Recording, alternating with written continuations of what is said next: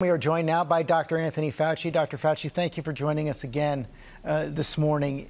You know, we're approaching Thanksgiving with the highest death rates, the highest caseloads, hospitalizations in months. What's your final message to the public as we head into this holiday?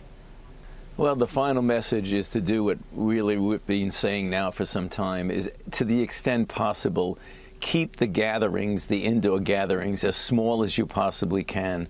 We all know how difficult that is because this is such a beautiful traditional holiday.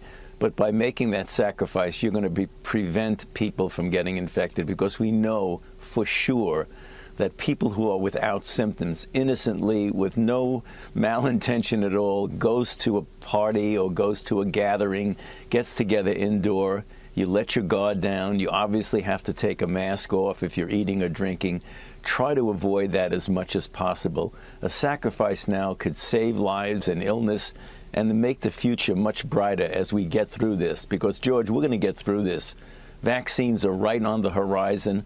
If we can just hang in there a bit longer and continue to do the simple mitigation things that we're talking about all the time, the masks, the distancing, the avoiding crowds, particularly indoor. If we do those things, we're going to get through it. So that's my final plea before the holiday. What we don't want to see is yet another surge superimposed upon the surge that you just described, which we'll realize 3.5 weeks from now if we don't do these public health things. But what do you make of this report? There was the New York Times yesterday that said that early data suggests that small indoor gatherings are not driving this current spread. What do you make of that? Is it right?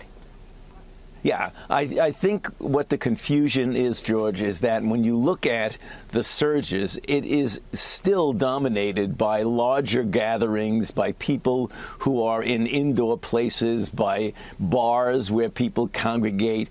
But when you account for that, there still is transmission among gatherings that appear to be relatively innocent. I mean, if you can go for a small gathering, that's certainly not dominating things. But when you subtract the ones that are really dominating, you see that there is a risk when people do indoor things. Now, I don't mean 2, 3, 4 people in a room. We're talking about when people might have a modest size and let their guard down. So you don't want people to think that that's the dominating feature of it, but it certainly can contribute to it. And that's what we want to do. When you stay away from the bars, when you stay away from the big congregate settings, there still is a danger if you bring people into the home who are not part of the immediate household. There is a risk there. We are also learning that the CDC is considering shortening the quarantine time for people exposed to someone who has a positive test. Does that make sense?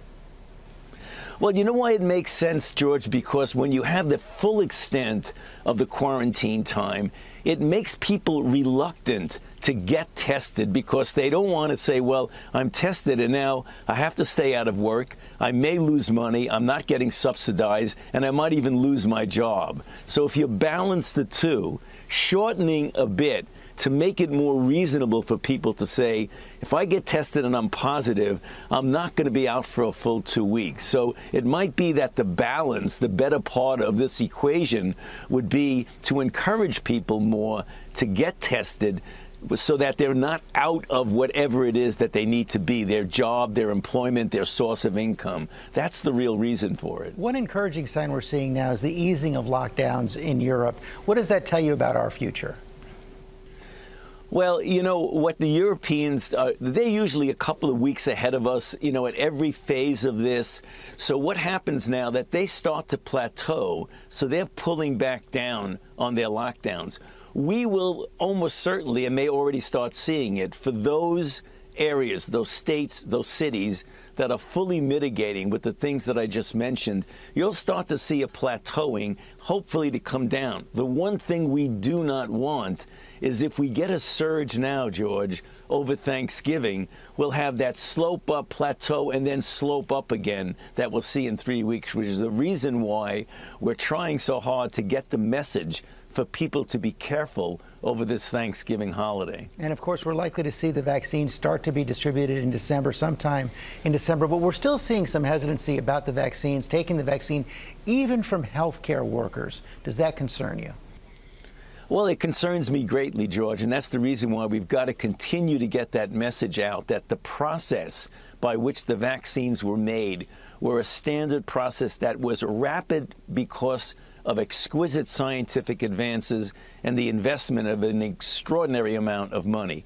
It did not compromise safety, and it did not compromise scientific integrity. And the decision whether it works, i.e., it's efficacious and it's safe, is going to be made by independent bodies of people who, in fact, have no allegiance to an administration or to a company.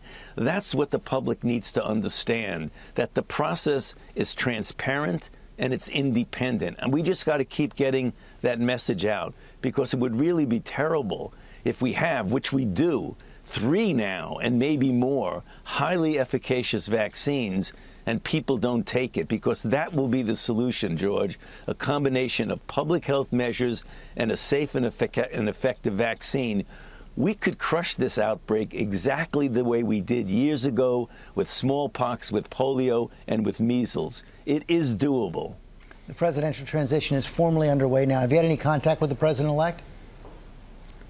Not with the president-elect personally, but with his staff. I've been in contact with Ron Klain.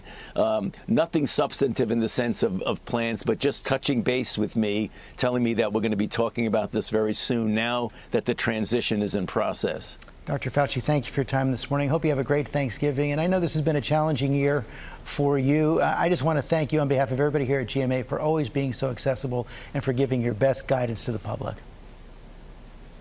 Thank you, George, and all the best to you and your family.